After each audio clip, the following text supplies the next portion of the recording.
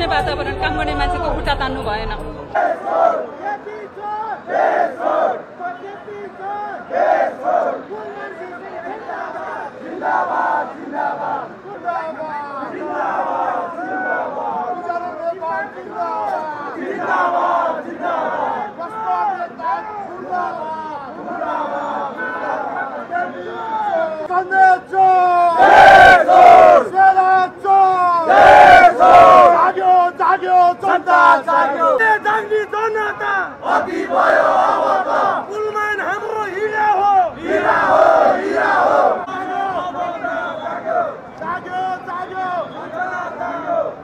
अब नयाँ लिडर्सहरू भेटाउने बेला हो। काम गर्न दिनु पर्यो सरकारले। बस्ने वातावरण, काम गर्ने मान्छेको खुट्टा तान्नु भएन। यो तपाईले आज कम बोल्ने सोचेर आउनु भएको हो कि के हो? एकदम महत्त्वपूर्ण के छ भन्दाखेरि जहिले पनि यस्तो विषयमा राजनीतिक कर्मीहरूले सबै क्रेडिट लिन खोज्छन्। यो नितान्त नागरिकले गरेकोमा एकबद्धता जनाउन आएको। सरकारले काम गर्न दिनु पर्यो। दुई दलीय जुन यो संयन्त्र छ, संविधानले नचिन्नेहरू सबैले चिन्ने, उनीहरूले काम गर्न वातावरण बनाउनु पर्यो। र हामी आएको राजनीतिमा पनि नेपालमा बसेरै केही गरौँ भन्ने वातावरण सृजना गर्नलाई हो। र तर काम गर्ने मान्छेहरूको जुन खुट्टा तान्ने प्रवृत्ति, जुन अडचन बाडा अडचन लाउने प्रवृत्ति छ, त्यसको विरुद्ध छ। जाग्यो जाग्यो जनता, कति भयो अब त?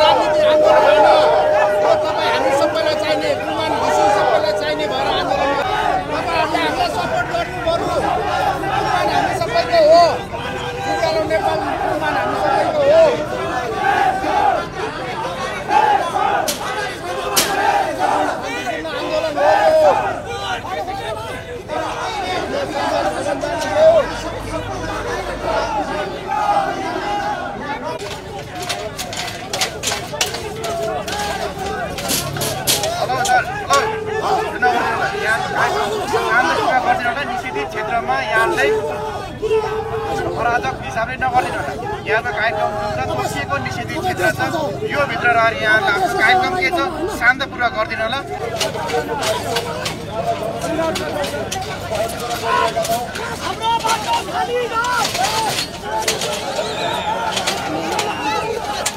तपाईँले अनावश्यक बल प्रयोग गर्ने काम नगरिदिनु होला। तपाईँ कार्यक्रम के छ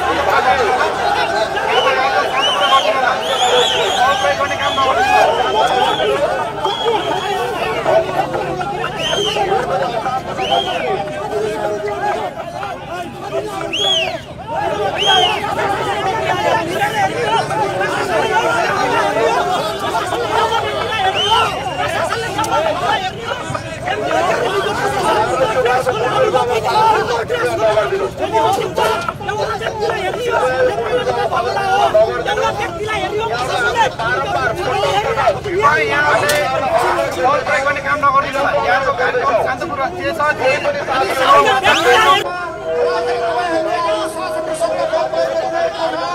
त्यसैले हामी सर्वसाधारण जनता भएर हामीले न्याय मागिरहेका छौँ।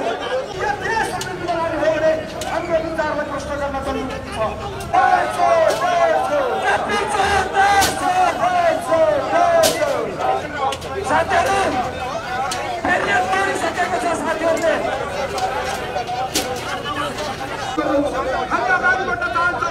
हामी अगाडि बढ्न चाहन्छौँ। अधिकृत देखेर लडाउने वाला छैन।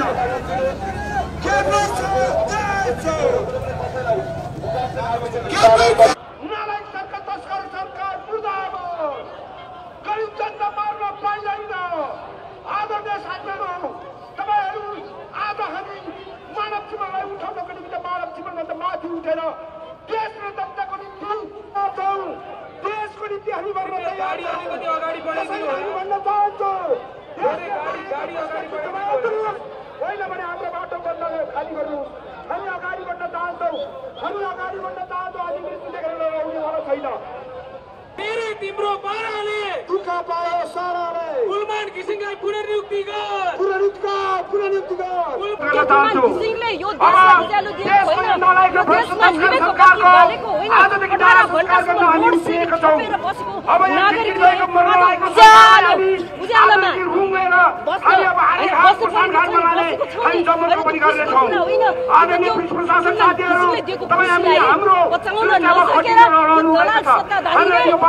खाली गरिदिनु होला। च्युत गर्न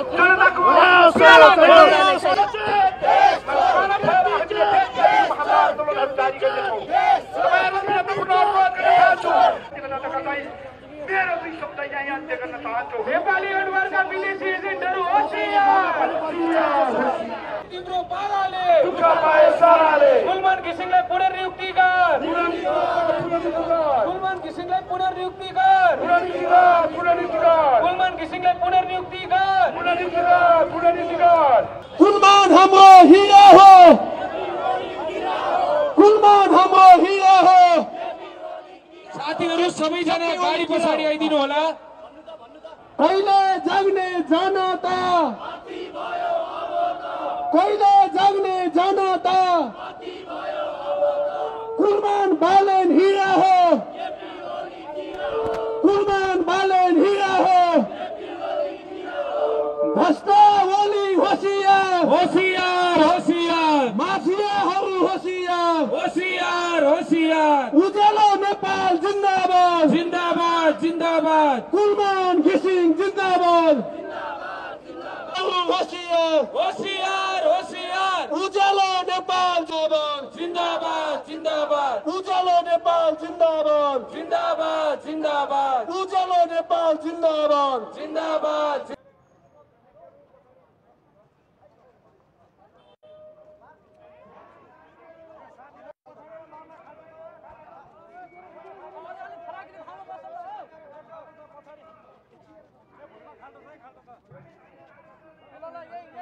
ल अब लिउँ ल।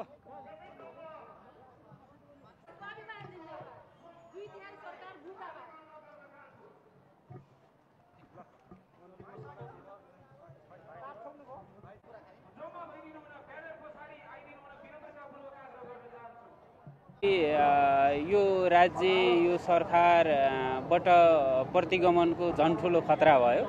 राज्यले जो मान्छेहरू राम्रो राज्यका उच्च तहमा छन्, निकायमा छन्, तिनीहरूलाई बर्खास्त गर्ने र सबभन्दा खराब भनिएका पात्रहरूलाई राज्यका उच्च ओहदाहरूमा लाने, खास गरी माफियाद्वारा सञ्चालित भयो यो सरकार, त्यसको विरुद्धमा हामी सडकमा आएका हौँ। आजलाई हामी सरकारलाई खबरदारी गर्छौँ र खास गरी कुलमान घिसिङको बर्खास्तीलाई फिर्ता गर्न जोरदार अपिल गर्छौँ। यो सरकारले सुन्दैन भनेदेखि हामी चरणबद्ध रूपमा कार्यक्रमहरू सार्वजनिक गर्छौँ। कुलमान घिसिङ आफू प्रमाणित भएको कुरा नेपाली जनताले देखिराखेको छ।